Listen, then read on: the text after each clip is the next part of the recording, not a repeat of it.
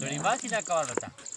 موږ د پېژنې دي نه غلط کړی یم سړي کسان بیا د دوی پوښتنه وکړئ چې موږ استاد وکړو نو تاسو سره استاد بیا د سړي مات نه کوي نو خبرې کوي نه سړي مات هغه رښتیا ځون نظماریان جوړ کړي اوس مخته مسله د هغه متعلق حدیث ته ګوره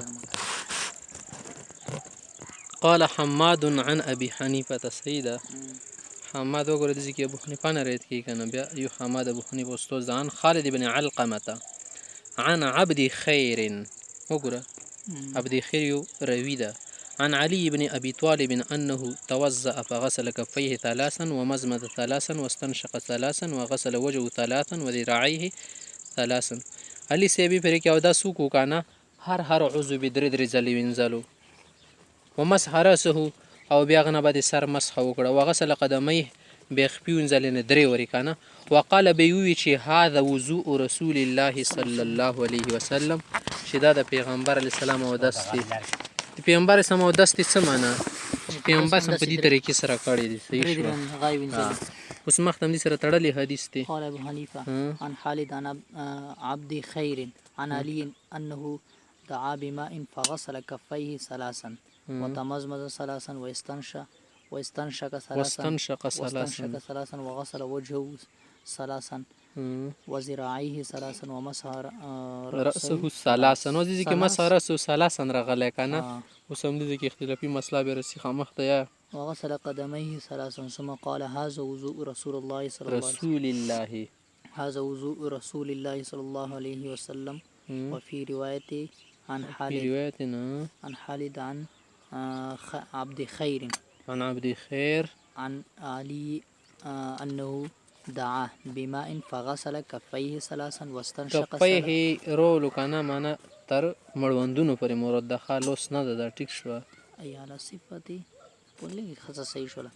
واستنشق ثلاثا وغسل وجهه ثلاثا وذراعيه ثلاثا ومسح برأسه مرة وغسل قدميه ثلاثا ثم قال هذا وضوء رسول الله صلى الله عليه وسلم كاملا وفي رواية أنه دعا بماء فأتي بإناء فيه ماء وطست ساغه کې وبو د توست په وطست غتي دا جام کې غلي سي سيدا قال عبد خير عبد خير واي قال عبد خير ونحن ننظر إليه مبلغتل دا لسه بباركي كان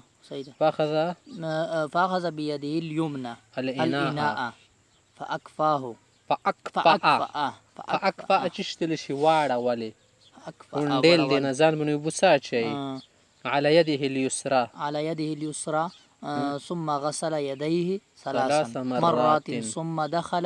أدخل يده اليمنى الإناء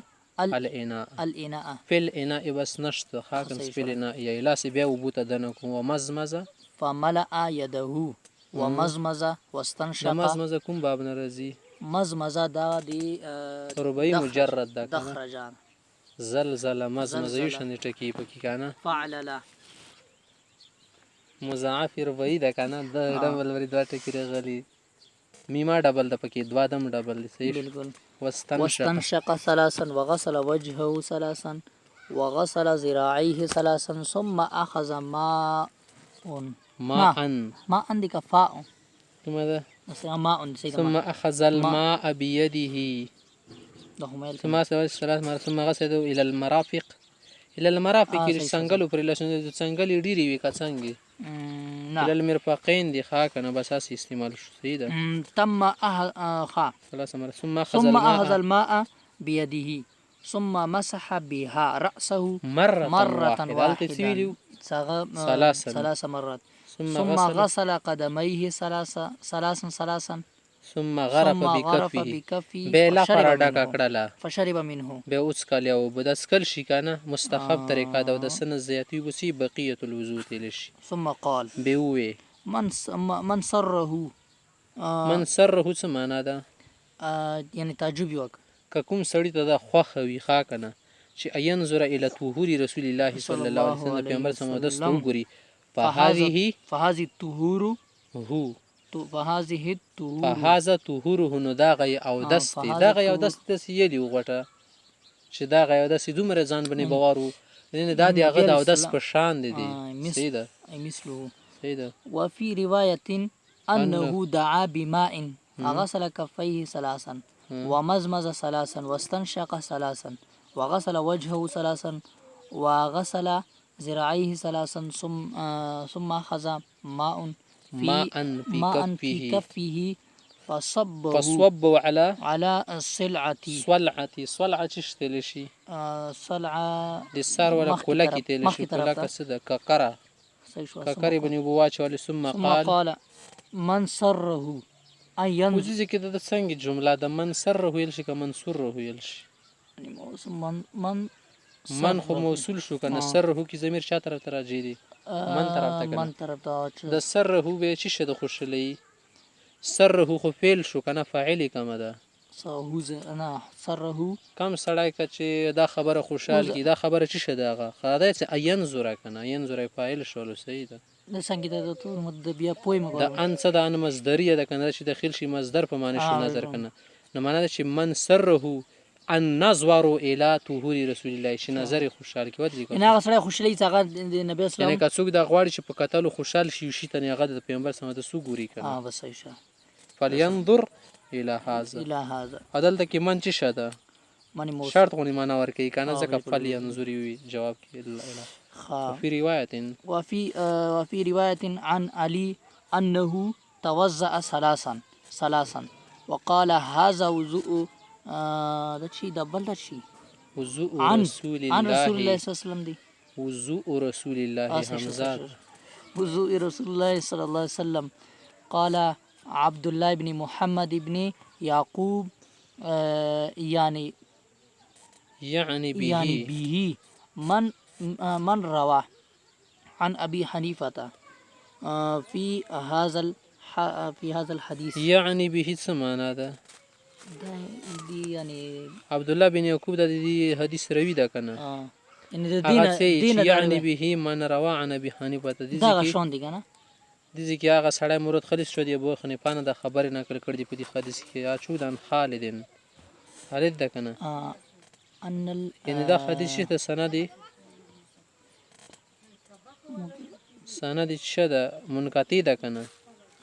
سره کې ملو کړ د خالدین ان النبي صلی الله علیه وسلم مسر ثلاثا على ان وضع يده على يفوخه يفوخ چشتل شي يفوخ چشتل شي يفوخ کوپړی تل شي د پاس سکول څه د سکول کوپړی تل شي مقدم رأسه مقدم رأسه ثم مد يديه الى مؤخر رأسه به دا ورست د سلسونه یوړل خاکنه ثم